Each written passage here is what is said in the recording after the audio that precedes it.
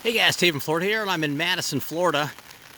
I'm standing in front of what's called the Florida Manufacturing Company. It was the world's largest Sea Island cotton processing plant. Captain John Inglis began in this area, the Florida Manufacturing Company, in 1874. This plant ginned as many as 10,000 bales of Sea Island long staple cotton in 1 year.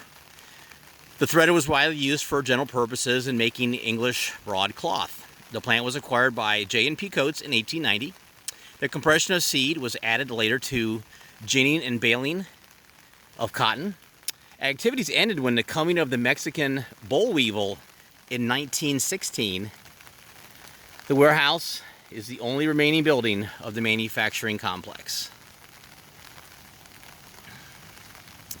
And then the steam engine used to power this building, let me pan around here, and you can see it's also next to the railroad here, which the railroad's still in use. I don't know if they used the railroad to transport anything back then, probably not.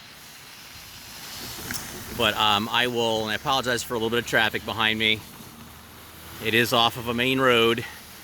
As I turn around here real quick, you will see a steam engine over there on a white pedestal. That is the steam engine that powered this building.